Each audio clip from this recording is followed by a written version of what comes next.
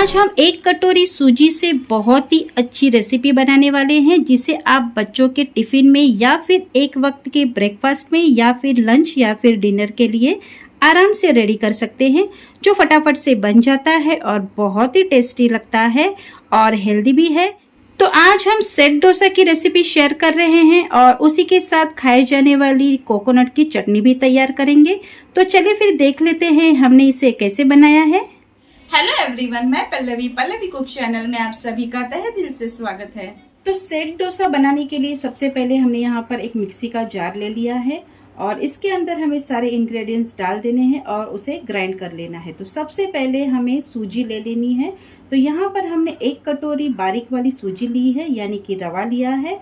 तो ये एक कटोरी सूजी हम इसमें डाल देते हैं और उसके बाद हमने एक कटोरी भर के यहाँ पर दही ले लिया है। तो दही भी हमें सेम क्वांटिटी में इसमें डाल देना है। इसके बाद हमने यहाँ पर एक बड़ा चम्मच पोहा भिगो के रखा था, तो इसे भी हमें इसमें डाल देना है। तो यहाँ पर मैंने रेड वाला पोहा लिया है, आपके पास व्हाइट वाला पोहा है तो आप वो भी इस्तेमाल कर सकते हैं। तो ये भीगा हुआ पोहा हम इसमें डाल देते हैं। इसके बाद एक चम्मच हमने यहाँ पर नमक ले लिया है, तो नमक हमें स्वादानुसार इसमें डाल देना है। अब हमें इस डाले हुए सारे इंग्रेडिएंट्स को अच्छे से ग्राइंड कर लेना है, इसके एक स्मूथ पेस्ट बना लेना है। डाले हुए सारे इंग्रेडिएंट्स को हमने अच्छे से ग्राइंड कर लिया है और इसके एक स्मूथ पेस्ट भी बना ली है और अब हमें इसे एक बाउल में निकाल लेना है। तो यहाँ पर हमने एक बड़ा सा बाउल ले लिया है और उसके अंदर हम ये सारा बैटर इसमें डाल देते हैं।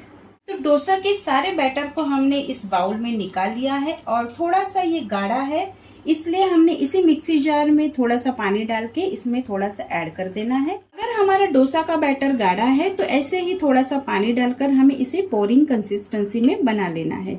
तो ये बहुत ही अच्छे से हमारा ये बैटर तैयार हो गया है। और सबसे आखिर में हमने यहाँ पर एक चम्मच खाने वाला मीठा सोडा लिया है, तो इससे हमारा ये जो बैटर है वो बहुत ही हल्का हो जाएगा और हमारे सारे डोसे बहुत ही सॉफ्ट और फ्लफी हो जाएंगे।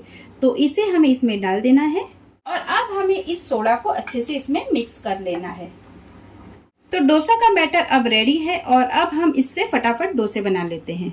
तो गैस के ऊपर हमने एक तवा गरम होने के लिए रख दिया है और इसके ऊपर हमें थोड़ा सा तेल लगा देना है और इसे हमें पहले टिश्यू पेपर से अच्छे से पोंछ लेना है और इसके बाद फिर से हमें थोड़ा सा इसके ऊपर तेल लगा देना है।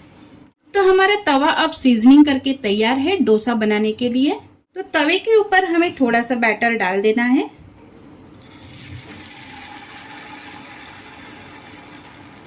और इसे फैलाना नहीं है, इसे हमें ऐसे ही छोड़ देना है और ऊपर की तरफ से हम इसे ढक देंगे। तो डोसा को हमें एक ही साइड से सेक लेना है और ऊपर की तरफ से हम इसके ऊपर लीड लगा देते हैं और गैस की आंच को हमें लो टू मीडियम रखना है और इसे 2 मिनट तक अच्छे से पकने देना है। तो डोसा को पकते हुए अब 2 मिनट हो चुके हैं और अब हमें इसे चेक कर लेना है। तो ये ऊपर की लीड हम हटा देते हैं और नीचे की साइड इसकी छुड़ा लेते हैं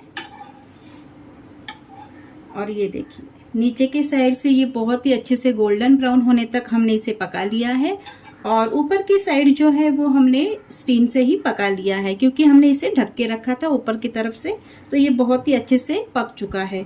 तो अब हमें इसे उतार लेना है और दूसरा डोसा हमें इसके ऊपर बनाने के लिए डाल देना है। इसी डोसा के बैटर से हम आराम से रवा ओनियन उत्तप्पा भी बना सकते हैं। तो इसके ऊपर हम थोड़े से कटे हुए बारीक प्याज और थोड़ा सा कटा हुआ और टमाटर और हरी मिर्च कटी हुई डाल देंगे, तो इसका रवा ओनियन उत्तप्पा भी आराम से तैयार हो जाएगा। तो जैसे चाहे आप इस डोसा को बना सकते हैं, या तो फिर सिंपल डोसा बनाइए या फिर रवा ओनियन उत्तप्पा भी बना सकते हैं। तो हमारे सारे सेट डोसा अब बन के तैयार है और इसके लिए हमें एक कोकोनट की चटनी बनानी है।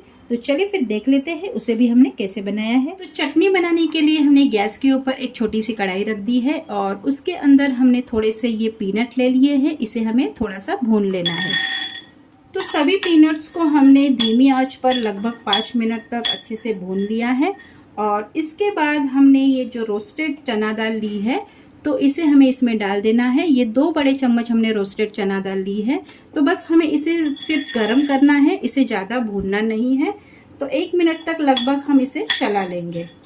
तो इस चना दाल को भी हमने लगभग 1 मिनट तक चलाते हुए गर्म कर लिया है और अब हमें गैस की आंच को बंद कर देना है। तो चटनी बनाने के लिए हमने यहाँ पर एक छोटा सा चटनी जार ले लिया है। और सबसे पहले हमने ये रोस्टेड चना दाल और पीनट हमने भून के लिए थे, तो इसे हमें इसमें डाल देना है। इसके बाद हमने यहाँ पर फ्रेश कोकोनट के कुछ पीसेस करके ले लिए हैं। एक छोटा टुकड़ा हमने अदरक का लिया है और 2 हरी मिर्ची ली है हमने यहाँ पर। तो ये सारे इंग्रेडिएंट्स हमें इसमें डाल देने हैं। इसके बाद हमने यहाँ पर थोड़ा सा हरा वाला धनिया ले लिया है, तो इसे भी हमें इसमें डाल देना है। एक छोटा चम्मच हमने यहाँ पर जीरा ले लिया है, तो इसे भी हमें इसमें डाल देना है। आधा छोटा चम्मच हमने यहाँ पर नमक ले लिया है, तो नमक भी इसमें हमें स्वादानुसार डाल देना है। सारे चटनी के इंग्रेडिएंट्स को ग्राइंड करने के लिए हम इसमें से थोड़ा सा पानी डाल देंगे और अब हमें इसे अच्छे से पीस लेना है। इसकी एक स्मूथ पेस्ट बना लेनी है। तो हमारी चटनी अब ग्राइंड करके तैयार है और इसके ऊपर अब हमें तड़का लगाना है। तो चटनी के लिए हमने यहाँ पर तड़का तैयार कर लिया है। थोड़ा सा जीरा, राई, हींग और थोड़ा सा हमने इसमें कड़ी पत्ता डाल दिया है और ये तड़का अब हमें इस चटनी के ऊपर डाल देना है और इसे हम अच्छे से मिक्स कर लेते हैं। तो हमारी डोसा की चटनी अब तैयार है और अब हमें इसे सर्व कर लेना है। तो तैयार ये सारे सेट डोसा और चटनी को हमने सर्व कर लिया है और ये देखिए सारे सेट डोसा हमारे बहुत ही सॉफ्ट और फ्लफी बने हैं। और आप देख पा रहे हैं एक साइड से हमने इसे सेका था तो वो बहुत ही अच्छे से सिक चुके हैं और एक साइड से बहुत ही अच्छे से इसमें जाली भी पड़ी है। तो ये बहुत सुंदर हमारे सारे डोसे तैयार हैं। तो आप भी ये रेसिपी ज़रूर ट्राई करें और मुझे कमेंट में बताएं आपका ये सेट डोसा और डोसा की चटनी कैसी बनी। तो मिलते हैं नेक्स्ट वीडियो में, तब तक के लिए always stay healthy and stay safe.